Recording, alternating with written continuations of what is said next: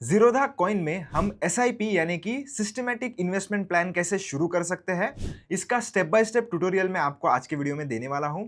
साथ ही साथ मैं आपको ये भी समझाऊंगा कि कौन से बातों का आपको ध्यान रखना है जब कभी भी आपको एसआईपी शुरू कर रहे हो और क्या कोई एक्स्ट्रा चार्जेस होते हैं या नहीं, ये भी मैं आपको जरूर बताऊंगा। तो आइए वीडियो शुरू करते हैं। तो दोस्तों, ज़ीरोधा में आपको अगर म्यूचुअल फंड्स में इन्वेस्ट करना है तो आपको एक अलग एप्लीकेशन की जरूरत पड़ती है जिसका नाम है कॉइन। तो अगर आपने ये डाउनलोड नहीं किया होगा, जो कुछ इस प्रकार से दिखता है, तो आप इसे पहले डाउनलोड कर सकते हो।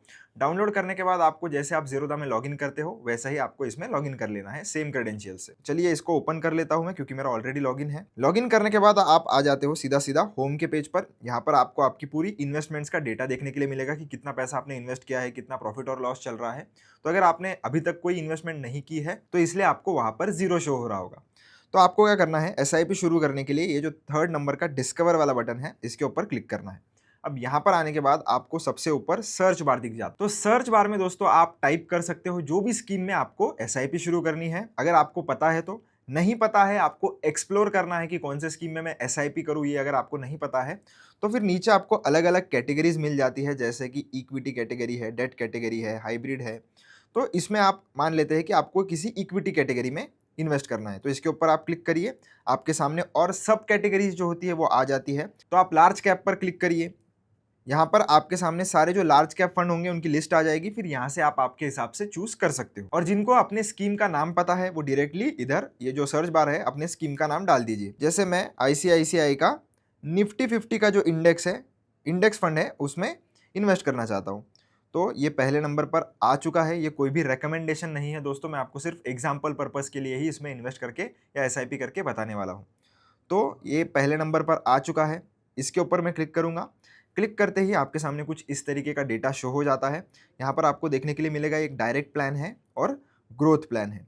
डायरेक्ट यानी कि आपसे कोई भी कमीशन नहीं लिया जाता है जब कभी भी आप ज़ीरोधा के थ्रू अगर म्यूचुअल फंड्स में इन्वेस्ट करते हो, तो टोटली कमीशन फ्री फंड्स होते हैं। ग्रोथ यानी कि ये एक स्कीम का टाइप होता है जिसमें जो भी डिविडेंड्स या जो भी बोनसेस आपके शेयर्स के जो मिलते हैं वो री इन्वेस्ट कर दिए जाते हैं, ताकि आपको लॉन्ग टर्म में बहुत ही अच्छा खासा कंपाउंडिंग इफेक्ट देखने के लिए मिले। तो इसके लिए उसका ग्रोथ ऑप्शन हमें सेलेक्ट करना है। तो जिन लोगों को भी लॉन्ग टर्म में ज़्यादा पैसा बनाना है या वेल्थ क्रिएट करनी है, उन्हें हमेशा ग्रोथ का ऑप्शन चूज करना चाहिए। जिन्हें अगर थोड़ा डिविडेंड एक्सपेक्टेड है, थोड़ा रेगुलर इनकम अगर चाहिए होगी, तो उस केस में वो यहाँ पर आईडीसीडब्ल्यू वाला प्लान जो है वो चूज कर सकते हैं। तो वो लोग ऐसे आईडीसीडब्ल्यू वाला प्लान यूज कर सकते हैं, जहां पर आपको ये दिखेगा आईडीसीडब्ल्यू। तो इसमें क्या होता है, आपका जो डिविडेंड है वो आपको मिलता है। यहाँ पर लिखा है कब मिलेगा, आपको एनुअली मिलेगा। और आप चाहो तो आपके फंड जो है वो विड्रॉ भी कर सकते हो, यानी कि अपनी इन्वेस्टमेंट रिडीम भी कर सकते हो। पर आपको सिर्फ इसमें आपके जो डिविडेंड्स है वो सालाना मिलते रहेंगे। तो अगर आपको ये वाला ऑप्शन चाहिए तो आप ये चूज कर सकते हो। लॉन्ग टर्म में वेल्थ बनानी है तो ग्रोथ ऑप्शन आप चूज कर सकते हो। तो आपके हिसाब से आप चूज कर लीजिए। मैं सजेस्ट करूंगा कि आपको ग्रोथ ऑप्शन ही चूज करना चाहिए, पर फिर भी आपके ऊपर डिपेंड करता है। तो इसको हम फिलहाल के लिए हटा देते हैं और फिर से हम चलते हैं इस वाले हमारे फंड के डेटा पर। तो सबसे पहले आपको एनएवी दिखाई जाती है। एनएवी यानी कि क्या? एनएवी यानी कि नेट एसेट वैल्यू। यानी कि जैसे आप कोई भी स्टॉक बाय करते हो उसके करंट मार्केट प्राइस पर और सेल भी करते हो, तो ठीक उसी प्रकार से जब आपको कोई म्यूचुअल फंड का यूनिट खरीदना होता है, म्यूचुअल फंड के यूनिट्स होते हैं दोस्तों, तो जैसे यूनिट आपको खरीदना या बेचना होता है तो आप वो एनएवी के प्राइस पर करते हो। एनएवी की प्राइस कौन से डेट की है वो आपको यहाँ पर देखने के लिए मिलेगा। नीचे आप सीएजीआर देख सकते हो। सीएजीआर यानी कि कंपाउंडेड एनुअल ग्रोथ रेट। ये एब्सोल्यूट रिटर्न नहीं होते हैं दोस्तों, ये साल के हिसाब से कंपाउंडेड एनुअल ग्रोथ रेट होता है। तो पिछले 3 सालों में इसका सीएजीआर आप देख सकते हो लगभग 12% के आसपास का है। मिनिमम इन्वेस्टमेंट इसमें क्या है? मिनिमम इन्वेस्टमेंट इसमें है 100 रुपए से, यानी कि 100 रुपए से मात्र आप आपकी एसआईपी शुरू कर सकते हो। फिर एग्जिट लोड, जो कि बहुत इंपॉर्टेंट होता है, आपको चेक करना है इस आई वाले बटन पर क्लिक करके। इसके ऊपर एक बार क्लिक कर लीजिए। एग्जिट लोड यानी कि वो लोड होता है कि मान लेते हैं कि आपने किसी फंड में इन्वेस्टमेंट किया और उस फंड में है एग्जिट लोड 1% का, अगर आप 365 डेज के पहले विड्रॉ करते हो तो ये एक टाइप की पेनल्टी होती है जो फंड्स आपसे चार्ज करते हैं। इन केस अगर आप उनके डिसाइड किए हुए पीरियड के पहले अगर अपनी इन्वेस्टमेंट निकाल लेते हो या रिडीम कर लेते हो तो फिर आपसे वो पेनल्टी चार्ज करते हैं। तो इस वाले फंड में कोई भी एग्जिट लोड नहीं है, पर अलग अलग स्कीम्स के लिए आपको अलग अलग एग्जिट लोड देखने के लिए मिलेगा, तो पहले आपको जरूर चेक कर लेना है। तो एग्जिट लोड की बात भी हमने देख ली। फिर देखते हैं एक्सपेंस रेशो। अब एक्सपेंस रेशो क्या होता है? एक्सपेंस रेशो यानी कि वो फीस होती है जो आपसे आपकी एएमसी या स्कीम चार्ज करती है, क्योंकि वो आपका जो पैसा है वो इन्वेस्ट कर रहे हैं, तो उसके लिए उनको बहुत सारे रिसोर्सेस यूज़ करने पड़ते हैं। वो सारे खर्चे निकालने के लिए वो आपसे एक फ़ीस चार्ज करते हैं। तो वही फ़ीस यहाँ पर लिखी हुई है, तो 0.19% पर एनम यानी कि सालाना आपसे इतना परसेंट का फ़ीस लिया जाएगा। पर ये डिडक्ट आपके एनएवी से ही होता है, तो आपको रियलाइज़ नहीं होता। काफ़ी लोगों को ये लगता है कि 1 साल होने के बाद ये इतना परसेंट मेरे इसमें से काट लेंगे, बिल्कुल भी नहीं। ये आपसे डेली चार्ज किया जाता है। 0.19% को अगर आप 365 से डिवाइड करोगे, 365 से क्यों? क्योंकि साल में 365 डेज़ होते हैं।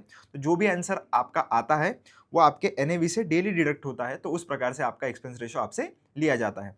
ऐसी इन्फॉर्मेशन आपको बाकी के चैनल पे बहुत ही कम देखने के लिए मिलती है दोस्तों, तो जल्दी से जल्दी विथ विजन को सब्सक्राइब कीजिए। फिर नीचे अगर हम स्क्रॉल करेंगे तो आप यहाँ पर रिटर्न्स देख सकते हो, यहाँ पर चेंज करके 3 साल का, 1 साल का, 2 साल का आप चेंज करके देख सकते हो। एयूएम यानी कि एसेट्स अंडर मैनेजमेंट दोस्तों, यानी कि इस पर्टिकुलर स्कीम के अंदर कितना पैसा इन्वेस्टेड है।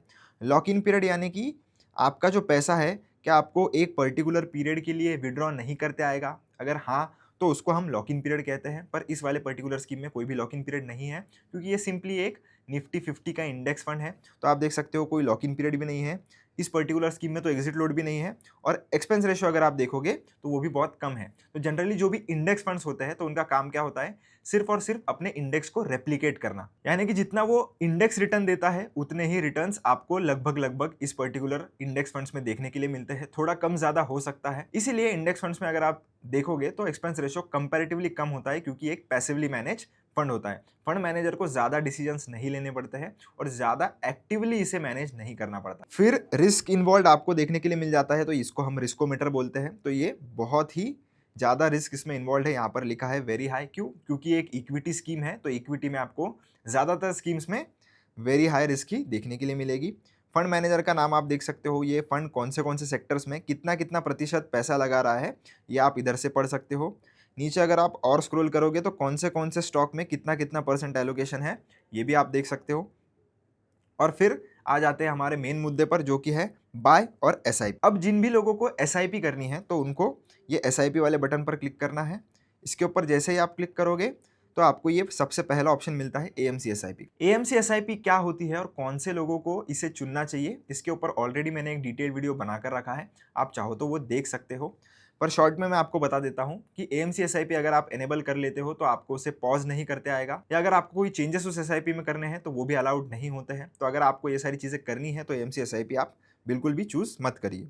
तो मुझे करने हैं चेंजेस, इसलिए मैं एएमसी एसआईपी चूज नहीं करूंगा। फिर नेक्स्ट है हमारा मैंडेट। मैंडेट यानी कि अगर आपको ऑटो डेबिट के फंक्शन पर एसआईपी लगानी है, यानी कि आपका पैसा ऑटोमेटिकली आपके बैंक अकाउंट से कट जाना चाहिए, तो उसके लिए आपको मैंडेट लगाना पड़ता है।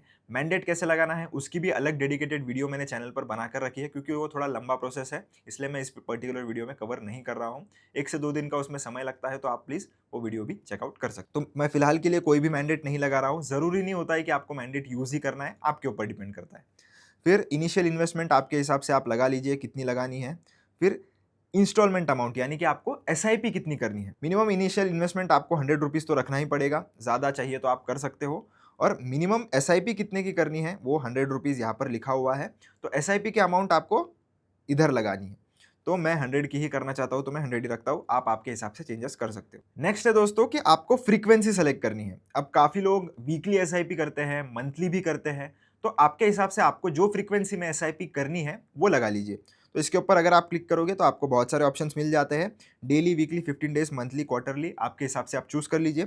काफ़ी लोग मंथली सेलेक्ट करते हैं, इसलिए मैं मंथली ऑप्शन चूज़ कर लेता हूँ, आप आपके हिसाब से सेट कर लीजिए।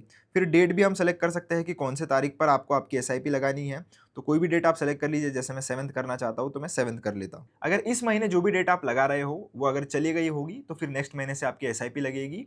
और अगर आपको इसी महीने से शुरू करनी है तो आपको ध्यान रखना है कि 2 या 3 दिन की बाद एसआईपी आप लगाए। जैसे मान लेते हैं कि आज 5 तारीख है और मुझे अगर चाहिए कि इसी महीने से मेरी एसआईपी कट हो, तो मुझे कम से कम 7 या 8 तारीख से लगानी चाहिए, तभी मेरी जो एसआईपी है वो इस महीने में डिडक्ट होगी। अगर आप तुरंत, जैसे कि आज 5 तारीख है और आप आज की डेट लगाओगे, तो उस केस में ये इस महीने का एसआईपी आपका नहीं डिडक्ट होगा। उसके बाद स्टेप अप होता है दोस्तों। स्टेप अप यानी क्या?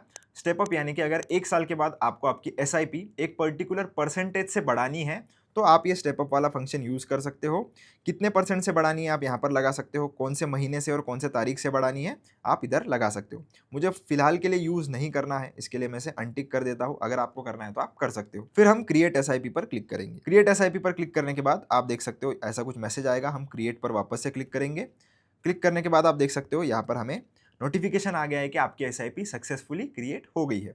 अब हम पीछे जाएंगे और अब हम देखेंगे कि हमारी जो एसआईपी है वो कहाँ पर हमें दिखाई देगी। तो आपको क्या करना है, इस पर्टिकुलर इन्वेस्टमेंट्स वाले सेक्शन में आना है। इन्वेस्टमेंट्स वाले सेक्शन में आने के बाद आपको आ जाना है ऊपर एसआईपीज वाले सेक्शन में। यहाँ पर आप जितनी भी एसआईपी शुरू करोगे वो यहाँ पर आपको देखने के लिए मिलेगी। टोटल कितने की आपकी एसआईपी है वो ऊपर देखने के लिए मिल जाता है और नंबर कितना है वो राइट साइड में आपको देखने के लिए मिल जाता है। ये जो हमारी एसआईपी है जो हमने लगाई है वो हम यहाँ पर देख सकते हैं आपके सामने। नेक्स्ट इंस्टॉलमेंट कितने दिनों में है वो भी देखने के लिए मिल जाएगा।